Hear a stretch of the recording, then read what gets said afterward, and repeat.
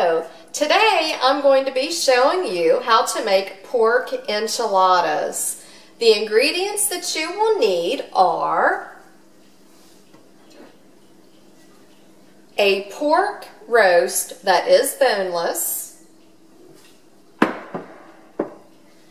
My roast that I'm using today is approximately 3 pounds. And you will be able to use the leftovers at a different date.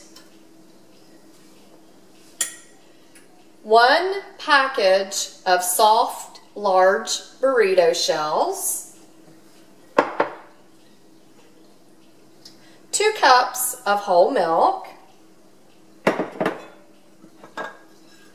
2 cups of chicken stock. 2 cans of tomatoes with diced chilies, 2 Vidalia onions that have been sliced and diced, 1 7-ounce can of green chilies, or you can buy 2 small cans and make sure that you've drained them,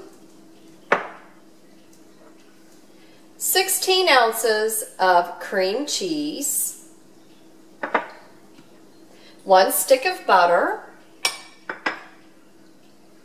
1 tablespoon of garlic and 1 tablespoon of cumin, 1 tablespoon of dried cilantro, 1/4 teaspoon of sea salt, and also 1/4 teaspoon of ground pepper. And the oil that you will be using today is olive oil and an olive oil spray. So let's get cooking. The first step in making your enchilada is you will be placing your roast into a casserole, and you will be spraying the casserole with olive oil. Next, you will see me place the pork roast into the casserole, fat side down. And I'm going to cover the casserole with the garlic and the cumin mixture. Then we will be covering the roast with tin foil. And I'm going to cook the roast for 20 minutes per pound, and this is a 3-pound pork roast, and I have preheated my oven to 350 degrees. So you want to make sure that when you cook the roast that all the juices are running clear and you have an internal temperature of at least 170, and you can always check the temperature by using a thermometer for your meat. So let's get ready to cover our pork loin, and I'm going to pop it into the oven. Alright, I've covered the pork roast with the tin foil. Now I'm getting ready to pop it into the oven. Next, I'm going to be pouring oil into my skillet. I have approximately 2 tablespoons of oil. And I am turning the stovetop to medium-high, and I'm getting ready to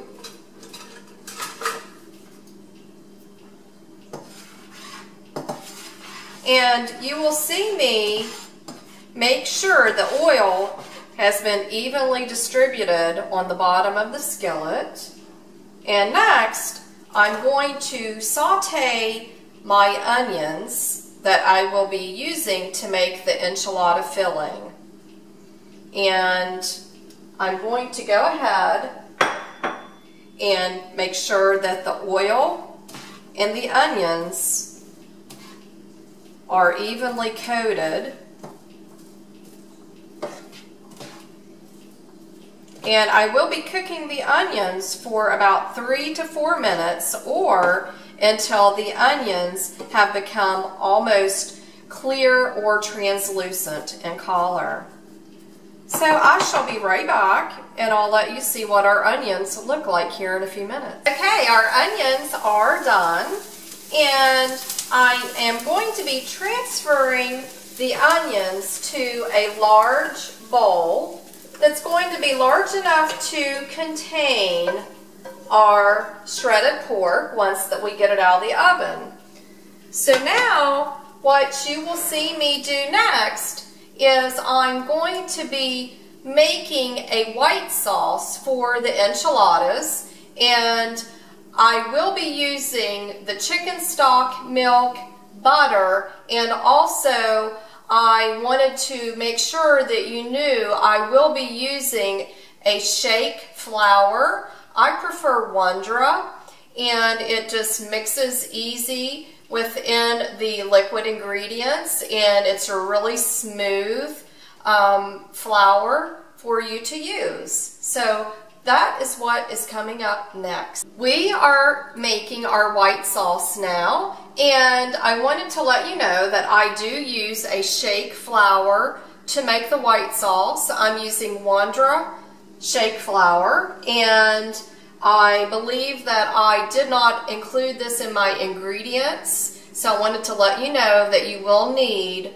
flour in order to make the white sauce. So first, I am putting my stovetop to medium-high, and you will see me melt the butter, and I have been letting the butter become soft. So I'm getting ready to continue to let this melt, and I will be back in just a few minutes. The butter has melted, so you will see me shake approximately a half a cup of flour into our butter, and then I will be whisking the flour into the butter, and we are going to be making a white sauce for the enchiladas. And I'm going to go ahead and make sure that I'm mixing this thoroughly, and I will be adding the remainder of my garlic and cumin, and also I will be adding salt and pepper to taste, because you want to make sure that you have a nice flavorful white sauce for the top of your enchiladas. So now I'm getting ready to go ahead and add my salt and pepper, and also I have the remainder of my cumin and my garlic powder that I had placed on my roast earlier. So now I'm just going ahead and I'm stirring everything together with the whisk. Next, you will see me add my chicken broth, and I'm going to add it a little bit at a time just to make sure that the flour mixture and the butter has been mixed in thoroughly before I add my milk. And after we make our sauce, you will see me place it over to the side to cool for just a second, and we will be adding it to our enchiladas that I will be putting together here shortly. I'm going to go ahead and make sure that my sauce is going to be able to come to a boil, and I'm going to be stirring this constantly so that it does not get any lumps. So I will come back in a few minutes and let you see what our sauce looks like. Okay, I wanted to show you that our pork loin is ready to be cut up, and I'm going to go ahead and cut it in thin slices, and I'm going to be transferring it into a large bowl. But first, I just want to show you how I'm going to cut it up and to let you see how small the pieces will be, because you will be placing the pork loin in the middle of a burrito shell.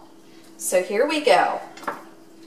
I'm going to go ahead and turn it around, and I'm going to go ahead and slice, and I'm going to go and slice the meat very thin.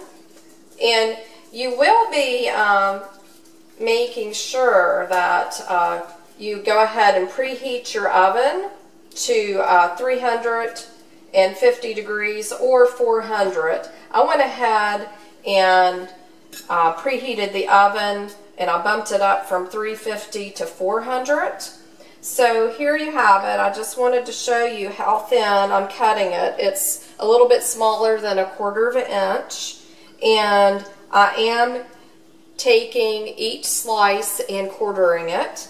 And next you will see me go ahead and I'm going to turn the cutting board, and I'm just going to go ahead and cut it into bite-sized pieces. And again, if you wanted to use a pork butt roast, you could do that, and then you could shred the pork to make the pork shredded, but I prefer to use a more leaner cut of pork for this dish. So I'm going to go ahead and finish chopping up 2 cups of the pork, and you will see me transfer the pork to a bowl, and we'll put our filling together for our enchiladas. Okay, I have 2 cups of our pork that has been sliced and cubed for bite-sized pieces, and we are ready to make our filling for our enchiladas. So you will see me add the pork to the bowl that I had already transferred our sauteed onions into. And next you will see me add the green chilies. And I have our cilantro that I will be adding. And next I have 1 pound of softened cream cheese that I will be adding to the bowl. And what I will be doing is mix the ingredients together. There we have it. And you will see me come back here in a few minutes, and I will show you what the filling looks like after I have stirred the cream cheese throughout the pork. You will see what the enchilada enchilada filling looks like after I have stirred the cream cheese with our mixture. Our enchilada filling is ready, and we are getting ready to make our enchiladas. I'm spraying my casserole with olive oil, and I do have 2 casserole dishes that I will be using. So now we are getting ready to make our enchilada. So what you are seeing me do is I'm going to go ahead and place a generous amount of filling in the middle of our burrito shell. And if you want to, you can always place this on a plate. So I'm going to tuck one end, fold it over, and I'm going to turn it around so you can see I'm going to tuck, fold, fold. So there you have your first enchilada. So what I'll do is I'll get another plate out just to show you, because I'm used to making these, so it's a little bit easier for me to do it just when I hold it. But I'll put one on a plate for you to see. And let me push this back just to make sure that you see the whole process. So here we go. I have put the enchilada filling down the middle, and I'm folding one end, then I'm folding one side over, folding the second side, and then again I'm tucking the enchilada together. And there we have it, a nice pocket. And I'm placing the enchilada face down into my casserole. So let me show you what it looks like in the casserole. There you go. And I'm going to go ahead and finish making the rest of the enchiladas, and I will show you what to do with the sauce and also with the topping for the chilies and the tomato. Okay, we're back, and I wanted to show you that I have nice sized enchiladas in my casserole. And next, you will see me take our sauce that we made earlier, and I want to go ahead and make sure that I get enough sauce over the entire container or casserole. So there we have it. And I've reserved about a cup for when I actually serve the enchiladas in case people would like to have more sauce on their plate. And the last step is I have my tomatoes mixed with chilies, and I'm going to put this right down the center of my enchiladas. And I am using a slotted spoon just to make sure that I do not get any excess liquid from the tomatoes and the chilies. So again, I'm just placing this right down the center, and this kind of gives us a pop of color. And there we have it. I'll show you again what it looks like. There we go. It's beautiful. And I'm going to go ahead, I'm getting my tin foil out of my drawer, and I'm going to go ahead and cover the enchiladas. I have covered the enchiladas with tin foil, and again I'm going to cook the enchiladas at 400 degrees for 30 to 45 minutes or until they are hot and bubbly. I'll let you see what they look like here in just a few minutes. Our enchiladas are out of the oven, and I wanted to let you see what they look like. I'm going to try to tilt it without getting burned. There we go. You see, you have a nice dinner for your family, and I'm getting ready to show you what one looks like on the plate. And I'm going to try to get it out without it falling apart. There we go. It looks awesome. We have our topper. There we go. There you have it. A dinner that your family will love. Until next time, enjoy.